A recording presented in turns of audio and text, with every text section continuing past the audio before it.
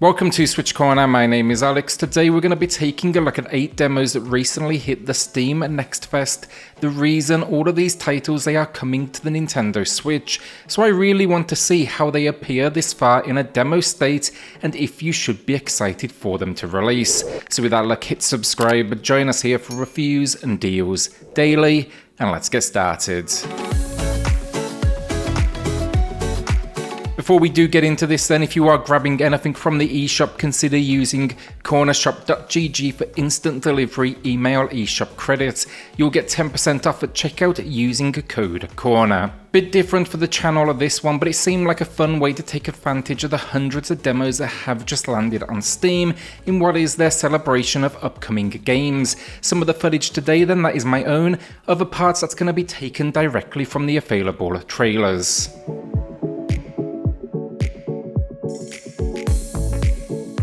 Fallen City Brawler then, it's probably the weakest one I've played so far of the titles. I really love the look of this one. I'm a big fan of brawlers and I love the chunky pixel style, but coming from East Asia Soft, I do find they can be somewhat hit and miss with their releases.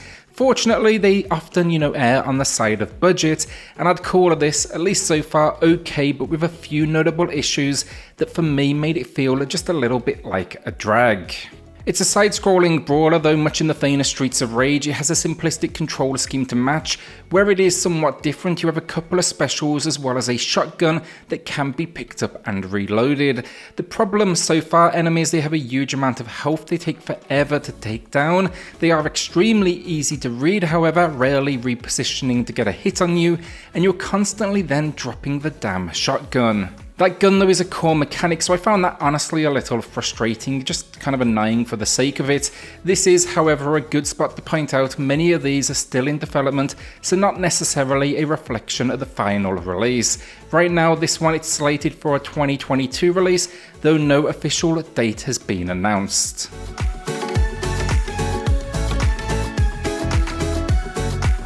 Vengeful Guardian and Moonrider then comes from the team behind the incredible Blazing Chrome, and I'm really looking forward to this one. The demo's fun as well, as it takes you through 2 relatively short levels alongside a couple of the boss encounters. The story though, an army of super soldiers, they were built to overthrow humanity. You are one of them, but basically you've decided enough is enough and you are now out for revenge on those who created you. Definitely old school 16-bit action platforming. It can honestly feel a tad clunky at times given its influences, but it packs a nice moveset including aerial attacks, specials, and the ability to wall jump and grapple.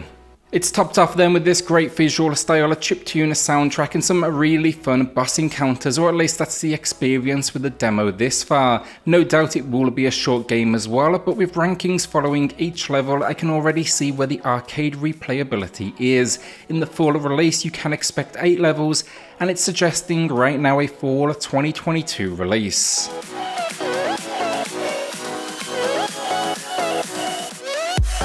Kona II then, I did not expect. I loved the first game, and this is continuing the theme, a first-person horror supernatural, almost a survival game, and this, it was an announcement I was excited to see. That said though, I am curious to see how they get this thing up and running on the Switch, because it's really stepping up on the visual front from the first moments. Yeah, it's just like this boat sequence, it feels like it will absolutely push the hardware. I'm willing to hold out hope though that they can pull this off. I really like the port work on the original, even if it did have some rough edges. Here though, Carl returns. We're investigating the paranormal in a new region while essentially being hunted ourselves. My favourite part, the narrator that describes what we see unfolding. It's really powerful and it's used to great effect here in the demo. I'm just hoping with final release for some gyro control implementation as well. This one expect to release sometime in 2023.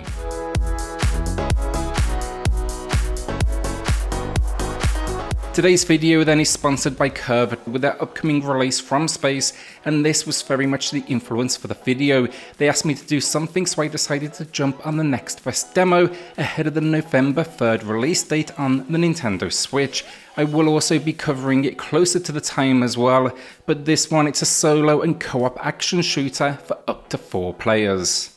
The demo is a really nice idea though of what's to come, as it supports online play and it's best described as a twin-stick shooter. Here in the opening moments of the demo, we battle our way out of our sewers against all sorts of alien enemies while meeting a few friendlies along the way.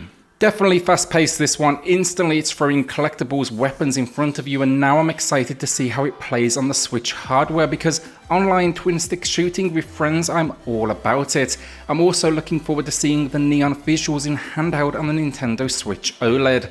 I've linked this one in the pinned comment down below. Show Curve Games some love, and you can expect it to cost $20 or your regional equivalent, and again it will be launching on the Switch come November 3rd.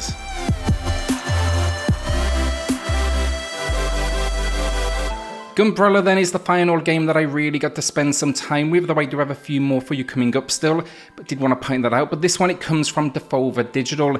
It featured at the Direct. I was psyched watching the trailer, and now the demo is here. It definitely doesn't disappoint. An action-adventure with a self-described noir punk design. This is a world that is running out of resources.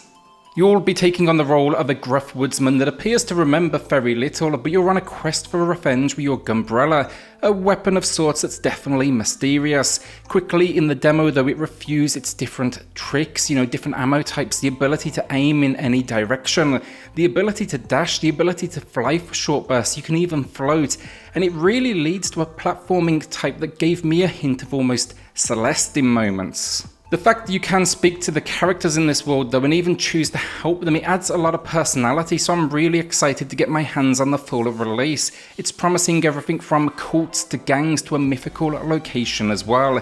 It's all topped off then with the stunning pixel-like design and a soundtrack to match.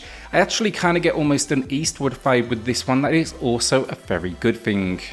The final 3 games, and I've checked them out briefly, but I'm still kind of digging through the Steam Next Fest demos, and I've not yet really formed, an opinion on the mechanics that I'm seeing. That said though, they've absolutely piqued my interest, so maybe you'll want to check them out as well. I'm actually tempted to do a follow-up video for this one with another batch of demos in the coming days.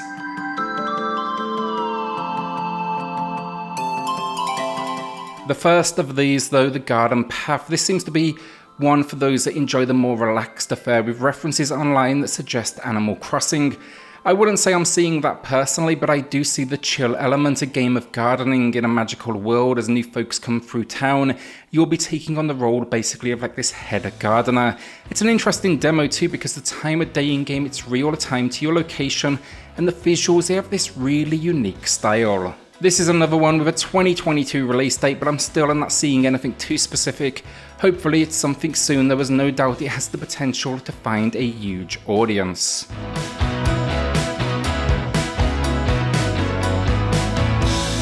Then Paper Cut Mansion, and this is another one where I'm a little worried about the hardware power. I love the idea and what I've seen this far. It's a horror-themed papercraft roguelite where you're exploring a mansion, solving puzzles, battling enemies, fail, and basically naturally it's back to the beginning. The visual style is so unique though, and I feel like it relies on a really crisp resolution to deliver on what it's going for. Additionally, kind of out of all of the games I've seen this far, it feels like it's going to need the most tweaks, not from a controller standpoint. Every game to date is already formatted for controller, that's how I played. It's just the size of locations and text on screen, it's extremely small often, and I think it's going to need a bit of extra work to really be suitable for the Switch hardware. It might not be as simple as, a straight up port. Now I'm sure they could just throw in a few options, think text size, UI size, and then if they do, you should be excited because it is incredibly unique looking. This one, it's stating a 2022 release, but again, no specific dates.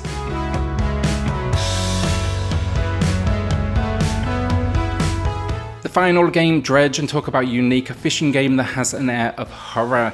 You open the game lost at sea, and before you know it, you are shipwrecked. The first person you meet, the mayor, something incredibly creepy about them, and it appears it's only going to get worse from here. The gameplay, it's been simple this far. Sail your ship, go fish with a skill check like system.